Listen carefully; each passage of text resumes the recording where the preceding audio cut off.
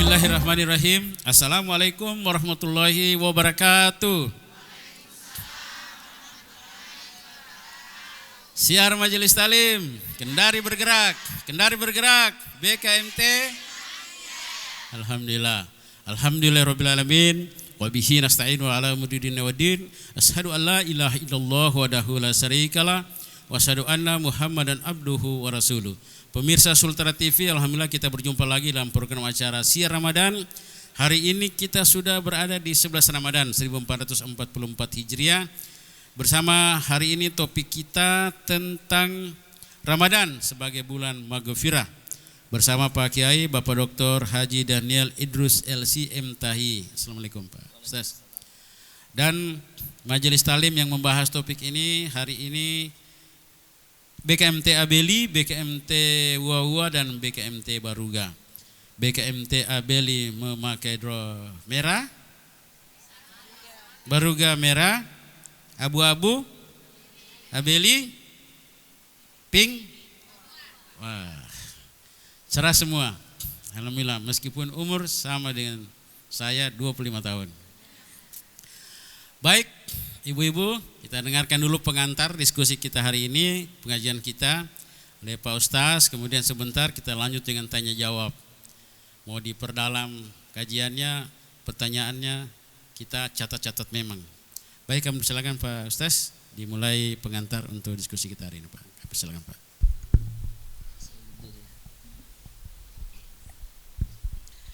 Bismillahirrahmanirrahim. Assalamualaikum warahmatullahi wabarakatuh.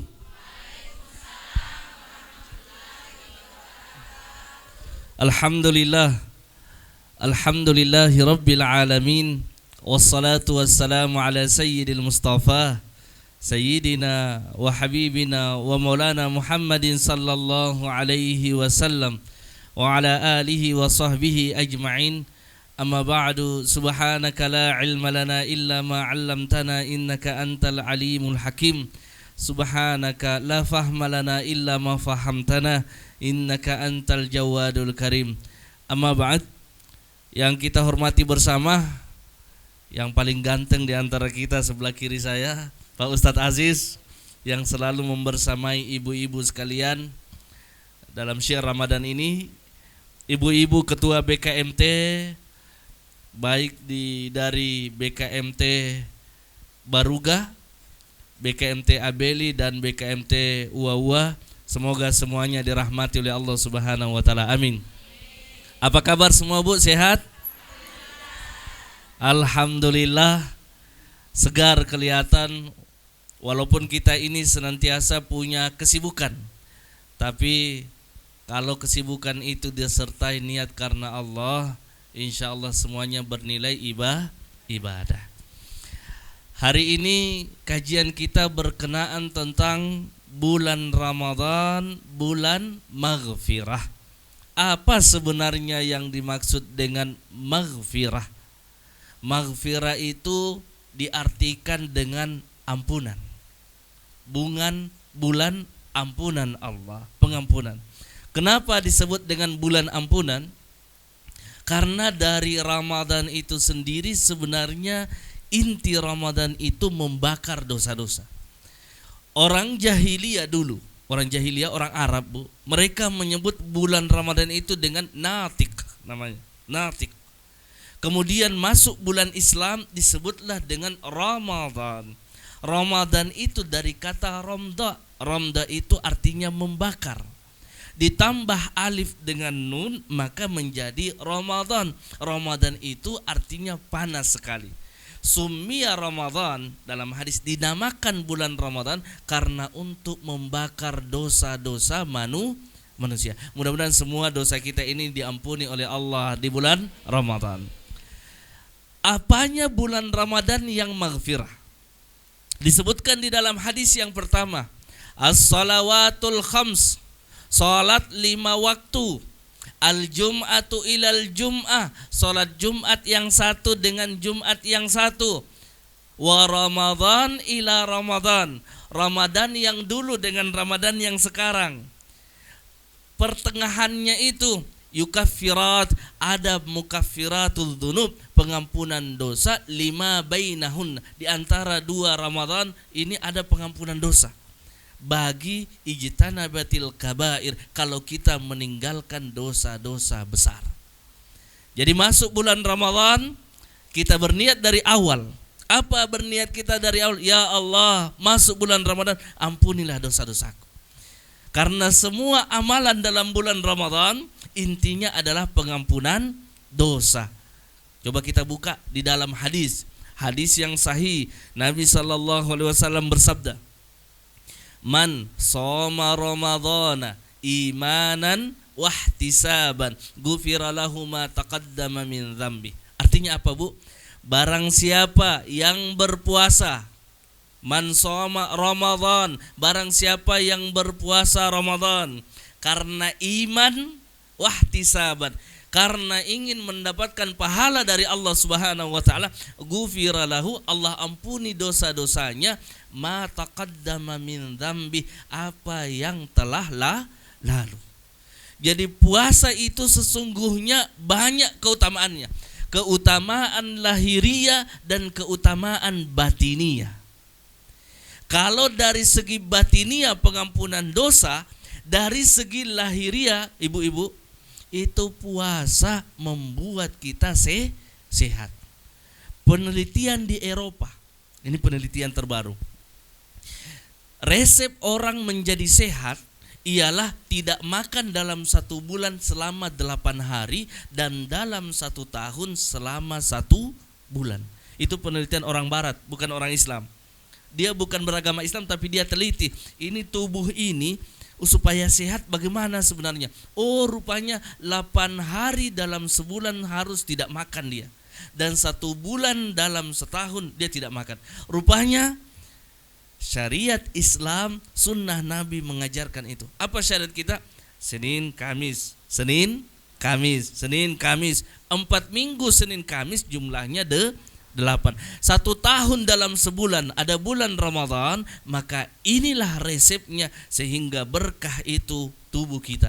Makanya bulan Ramadan itu datang, qad ja'akum syahrul ramadan dan syahrul barakah. Telah datang bulan Ramadan kepada kalian, bulan yang berkah. Berkahnya tubuh kita. Ustadz, tapi kalau saya puasa saya sakit mah. Ada juga yang begitu, Bu. Saya sakit, bisakah saya tidak puasa? Saya katakan, coba-coba bismillah, niat di subuh hari, makan sahur, niat ya Allah saya yang berpuasa supaya sembuh ini penyakitku. Insya Allah kalau Allah kabulkan pas sembuh penyakit kita. Kenapa? Karena banyak orang yang sakit, rupanya resep kesehatannya itu dengan melalui puasa. Saya pernah ke satu perusahaan, dia punya penyakit parah, apa ginjal atau jantung. Rupanya resep dia ke dokter habis ratusan juta uangnya. Ada yang kasih resep. Apa resepnya? Coba puasa Nabi Daud. Dia amalkan puasa Nabi Daud setahun 2 tahun, sembuh penyakitnya. Kenapa? Karena puasa sumu tasihhu. Puasalah maka engkau akan sehat. Sehat dari segi lahiriah. Kenapa kita sehat dari segi lahiriah? Karena ini perut ada mie cotonya, ada mie kondronya, ada mie apa? Taulo, ada mie baksonya, ada mie satenya, ada apa lagi? Pokoknya semua makanan ada semua di sini. Ada mie kapurungnya, sinonggi dan lain-lain, semua penuh di sini. Apa yang artinya, Bu? Ini tempat semua makanan masuk, pasti dia jadi sampah. Ada sampahnya. Nah, sampah itu dibersihkan di dalam tubuh dengan cara berpuasa. Coba ibu-ibu yang mau operasi, besok operasi, jangan dulu makan, jangan minum, harus puasa. Saya mau periksa darah besok, jangan makan, jangan minum. Kenapa? Karena makan dan minum mempengaruhi aliran darah itu. Maka jangan makan. Itulah fungsinya puasa, mencegah orang menjadi sakit karena dia membersihkan kita dari segi lahiriah. Dari segi batiniah, orang yang berpuasa jelas pahalanya jelas. Allah ampuni orang-orang yang sedang berpuasa. Makanya disebutlah bulan Ramadan bulan maghfirah, karena satu-satunya bulan yang berkumpul semua amalan-amalan kebajikan. Apa itu? Salat, puasa, zakat. Berkumpul di sini. Kecuali haji dan haji nanti tempat lain. Umrah orang di bulan Ramadan, tapi haji ada waktunya khusus. Maka bulan Ramadan bulan yang maghfirah karena berkumpul semua amalan kebajikan di dalamnya. Orang yang berpuasa, tapi yang mana itu yang diampuni dosanya, Ustaz? Oh, rupanya ada orang yang puasanya sekedar menahan lapar dan haus saja. Disebutkan di dalam hadis, rubba shaimin laisa lahu min siyamin illal ju'i wal atash. Ada kalanya orang yang berpuasa itu hanya dia merasakan lapar dan haus saja. Kenapa? Rupanya dia puasa tetapi tidak berpuasa anggota tubuhnya dengan sifat-sifat yang lain. Dia puasa, tidak makan, tidak minum, tidak berhubungan suami istri, tetapi anggota tubuhnya yang lain tetap melakukan maksiat. Maka tidak berpengaruh puasa itu pada dirinya.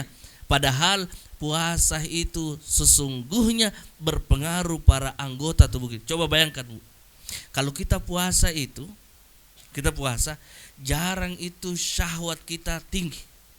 Syahwat apa? Syahwat mau keluar, saya mau ini. Kenapa? Karena dia tertekan dengan darahnya itu. Dia mau ini, saya puasa. Mau ini, saya puasa. Inni shaim. Ada orang yang hina dia, ibu ini. Dia ingat, saya puasa. Dia sabar. Kenapa? Saya sedang berpuasa. Itulah fungsinya puasa. Puasa itu perisai. Karena dia perisai diri kita untuk melakukan yang lain kemaksiatan, maka Allah memberikan pahala pengampunan dosa. Ustaz, itu dosaku yang lalu itu, yang saya ini macam-macam itu diampuni kalau puasanya puasa berkualitas. Kenapa? Karena kita sabar. Sabar itu saum itu nisfus sabar. Puasa itu sebagian daripada sabar. Sabar itu sebagian daripada iman. Dalam kitab Ihya Ulumiddin, Imamul Ghazali mengatakan, kenapa kita harus bersabar? Karena ada orang puasa tidak tahan dia puasa, akhirnya dia minum sembunyi-sembunyi. Dia masuk pergi mandi sudah dia telan banyak-banyak, tidak ada yang lihat. Karena tidak ada yang lihat, berarti imannya ini orang terganggu. Yang kedua, bukan saja puasa. Ibadah apa yang kemudian mengampuni dosa-dosa? Man qama ramadhana imanan wahtisaban ghufira lahu ma taqaddama min dzambih. Barang siapa yang bangun yang tengah malam ibadah, baik itu salat tarawih, baik itu salat tahajud, baik itu salat witir, baik itu salat taubah, baik itu salat hajat, di tengah malam dia ibadah karena Allah, bukan karena yang lain, maka Allah ampuni dosa-dosanya yang lalu. Maka pengampunan dosa. Yang mana itu? Yang kalau dia salat, dia tidak kejar itu yang cepat-cepat kalau salat. Yang secepat kilat. Karena ada juga orang yang salat, yang dia kejar itu cepatnya. Apa itu? Alhamdulillah waladdallin amin. Nah. Allahu akbar, Allahu akbar, Allahu akbar. Salat 15 menit, 23 rakaat. Ini salat kilat. Ibu, saya pesan, kalau kita salat tarawih, boleh kita ambil yang bacaannya pendek, tapi dia sedang-sedang. Jangan juga cepat dan sedikit. Bismillahirrahmanirrahim. Allahu akbar, Allahu akbar. Kenapa? Nah, kita kan sudah belajar selama ini tentang sholat. Ada yang disebut dengan tumaknina, beristirahat sejenak. Maka satu-satunya ibadah salat istimewa di dalam bulan Ramadan disebutlah salat tarwih. Salat apa, Bu? Tarwih.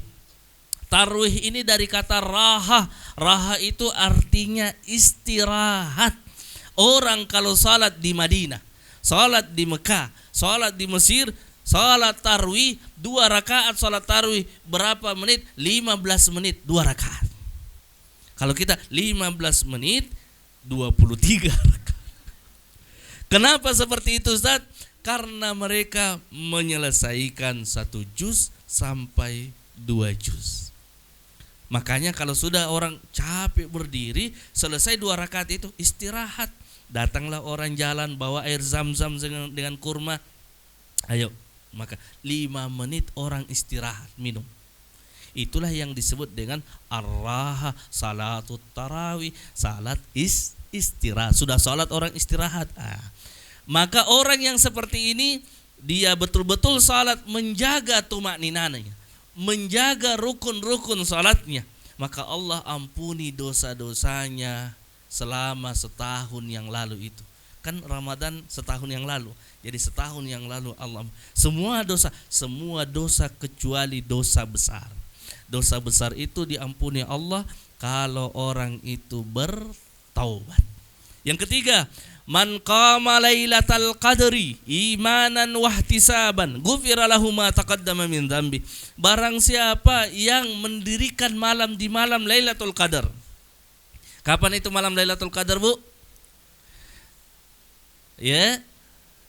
Malam ke 17 Ramadan. Malam ke-20 ke atas. 21, 23, 27, 29. Kata Nabi sallallahu alaihi wasallam, taharru lailatal qadri fil witri min asyril awakhir min Ramadan. Carilah malam-malam Lailatul Qadar itu di malam-malam ganjil 10 terakhir bulan Ramadan. Maka kita ibadah malam-malam terakhir. Ada juga yang ibadah rajin, semakin dia giat ibadah. Kenapa sudah masuk 27 Ramadan? Karena hampir rata-rata turun Lailatul Qadar di malam ke-27. Ada juga sibuk bikin kue malam 27. Sudah siap bangke-bangke, sudah siap kue, macam-macam sudah siap. Kenapa? Tidak lama lagi dia lebaran.